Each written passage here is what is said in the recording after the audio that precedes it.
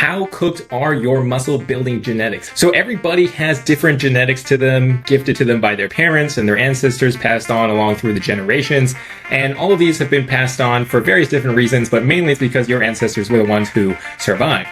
All of these serve some purpose and generally have some benefit in life, but today we're going to be talking specifically about muscle building and the potential there and how your genetics contribute to that, and in this case, how they might actually negatively impact that. So in this video, we're going to keep score of the genetics, and we're going to see how much they can negatively impact your muscle building genetics. So at the end, we're going to get a rating, and we're going to see if you fall into the you're good category, you're a little bit cooked, or it might be time for you to think about a different hobby. So we're going to be rating all of these on 3 different aspects. We're going to be looking at how these impact your growth speed, so how fast you can build muscle, or how fast you can build an appearance of size. We're going to be looking at your strength limit, so your genetic limit. So what is your limit on strength with this genetics? And this also ties into what's your max kind of size, because strength and size are pretty closely related when it comes to muscle building. And finally, we're going to look at aesthetics. This changes throughout the times. We're going to be looking at aesthetically, how does this impact your muscle building? I'm also going to give you guys some tips on how you can counter some of these bad genetics if you guys have them. So how you can actually counteract some of these if you do actually have them. So let's dive into them. So genetic number 1, bad chest insertions. So if you take a look at the diagram here, this is when chest muscle fibers do not fully connect or get really close to the other side of your chest. So in between your chest, your muscle fibers connect to the bone, and that connection point can either be really close together, as in really close to the other chest, breast, or it can be a little bit far. There could be a gap. So with Tristan Lee here, we can see there's a little bit of a gap. I have this as well. I have a little bit of a gap between the bottom of my chest fibers, and this negatively impacts your aesthetic. So it's just not going to give you that look of a really full, really plump kind of chest. And also, just because of the nature of it, you're not going to be able to pack as much muscle fiber in there throughout the years. It's going to affect your limit as well. So how to counteract this bad genetics? There's one thing you can do, which is keep at a lower body fat percentage. Obviously, make sure to spam chest exercises to really build up that area as much as you can. But the leaner you are, the more impressive your muscle is going to look, even though you might have less of it. So you may have this weird gap, but just because you're so lean and you might be striated and you're going to be able to see everything, there's just going to be more definition there from being lean. So that's one way to counteract aesthetics of this, the negative impact there. Short clavicles. So clavicles are basically, this will impact how wide your frame is up here. So if you feel right above your chest, there's usually a bone around here. That is your clavicle. And that is what your shoulders connect to, what your traps connect into, and genetically, you will be determined a certain length of this clavicle. So short clavicles will bring your shoulders in, give you more of a rectangular frame depending on your waist, and this will impact your X-frame aesthetic. So short clavicles will negatively impact your aesthetic. You're not going to get that kind of X-wing frame or that V-taper as easily. In terms of growth speed, you have a little bit less frame to fill, so you might perceivably fill it faster. You might look like you're getting fuller faster, but in terms of your strength limit as well, there's just not as much space to be filled. So one way to counteract the aesthetic aspect of this is to just spam shoulder exercises. So spam your lateral raises, spam your shoulder press, everything there to really just build out your shoulders from the side so that it can give an illusion of more width. So just try your best to spam shoulder exercises and do as much as you can in this area. So for the next one, we got wide waist. So your waist is determined a lot by your bones down there. So that's going to be your waist. Some people have a really tiny waist. A lot of influencers like David Lade, they have really tiny waists, and that's what gives them that really impressive V-taper. It's just so shocking to go from a really wide shoulder down to a narrow waist. It's just a really impressive striking figure. So aesthetically, if you have a wide waist, it's going to negatively impact how you look. Strength-wise, having a bigger waist means you might have some more muscle down there, some more area to fill up, and it can help a lot with your strength, not just in your core exercises, but any exercises that use your core at all. So things like deadlift, a lot of compound lifts. If you have a stronger core, more muscle there, you may be able to progress further strength-wise in those as well. So overall, this is a negative impact because a lot of people care about tiny waist when it comes to aesthetics. So a negative there. So how to counteract the negative of a wide waist? Number one, you can keep a really low body fat percentage. You want to be 15% or lower as a guy, and this is going to really start to trim away any fat around your waist area. So this is going to bring it in as much as possible, get it as tiny as possible as you can.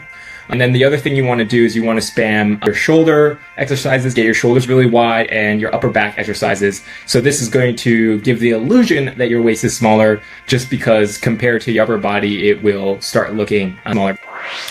So if you're a hard gainer, someone who really struggles to gain weight, this is going to negatively impact your growth speed. Of course, it's just going to be harder to put on muscle faster. Your strength limit isn't really going to be impacted by this. It's just your speed. Aesthetically, being lean is really popular. So if you're finding it easy to stay lean, then that's honestly aesthetically pretty good nowadays in society's eyes. So overall, I don't really think this positively or negatively impacts your muscle building potential. The only thing is, the way to counteract this is simply just to eat more. And if you're finding it difficult to eat more, just look into liquid calories. Just make a simple shake and put in a lot of things like ice cream, etc. Or even just put some oil in there. You won't really be able to taste it. Just put in a few tablespoons of olive oil, drink that every morning, every night, and then eat the rest of your food. And you won't really struggle to put on weight anymore after that. It's just thermodynamics. Once you put in the calories, your body will have to do the rest. On the other side of the spectrum is easy gainer. Me, myself, I believe I am an easy gainer. I think I could just look at food and instantly gain 10 pounds of body fat. It's something that I struggled with a long time in my life. In terms of muscle building potential, how does this genetic impact? So growth speed is actually going to be very positively impacted. So you're going to find it really easy to put on mass. You're not going to really have to force feed. You're going to find it really easy to just put on muscle. But the only negative is that you're also going to find it really easy to put on fat as well. And aesthetically, that's not going to look so good when your shirt is off. So you might find it less pleasing to look in the mirror, but your strength gains should be pretty good. Strength limit wise, you shouldn't see any difference between a hard gainer and an easy gainer. It's just really about the speed and aesthetics of it. To counteract the aesthetics of this, it's really simple. You just really have to hone in and pay attention to what you're eating, how much you're eating, really kind of track it. And you probably want to stay around the 15 to 20% body fat range. That's going to be where you're getting a lot of the strength benefits and you're still looking pretty good. Short torso. This is something I actually have. I've done a DEXA scan and I'm actually about 60% leg and I think around 40% torso, some kind of ratio like that. So essentially my legs are actually longer than my torso. So in terms of growth speed and strength limit, there's not really any impact. It's really hard to argue. Basically, there's a little bit of a topic to get into around the levers and the mechanics of the body, but you'll be stronger in some lifts and weaker in others. But overall, your strength limit shouldn't really be negatively impacted. Of course, if you look into individual exercises, it will be.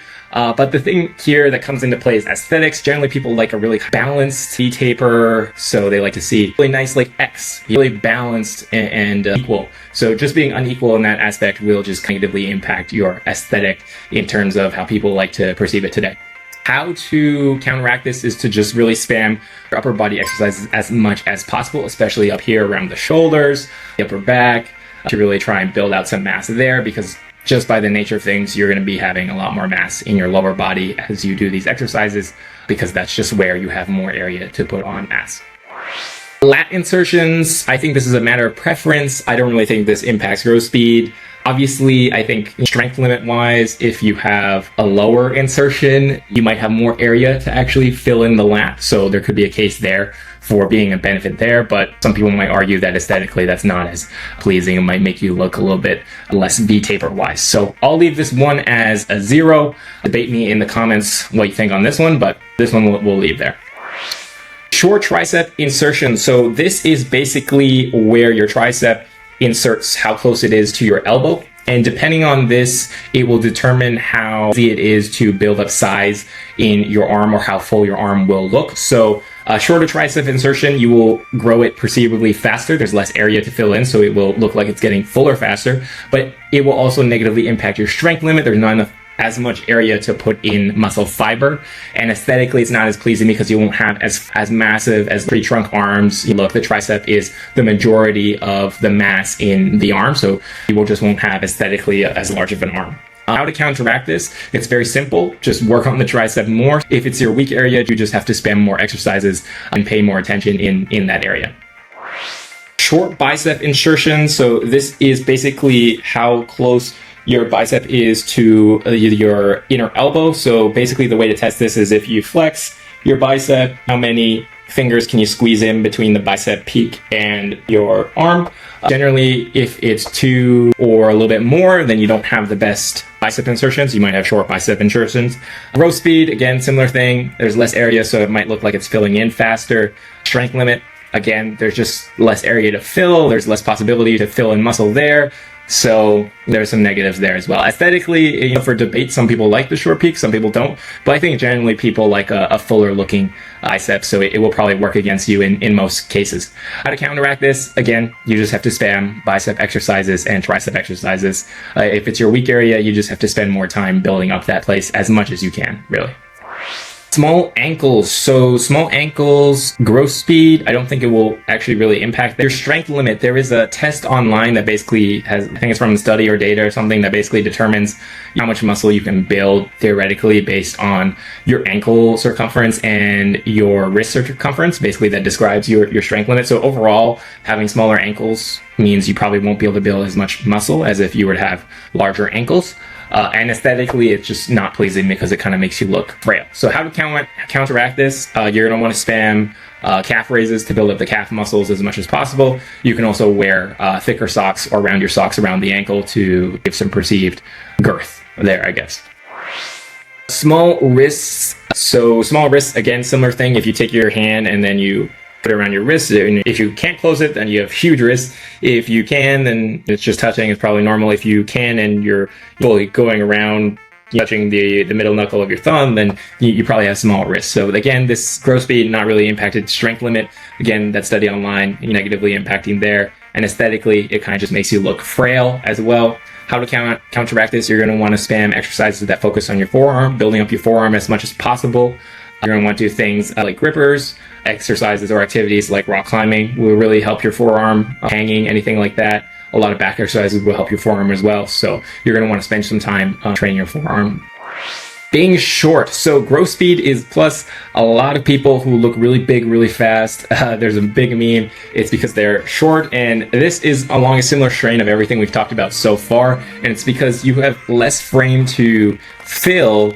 It's going to be looking like it's fuller a lot faster because you may be putting on the same amount of muscle as someone who's taller. It's going into a more condensed space, so it's really popping up and ballooning more than someone who's taller. So your growth speed is going to be pretty high. Your strength limit is obviously lower. There's just less frame to put on muscle. And aesthetically, it's up for debate. If you're an average height or even below average, most people are probably fine with it. And most people will probably love it if you're really muscular and you look really good. So I give this a +1. It's probably going to work in your favor in terms of muscle building potential.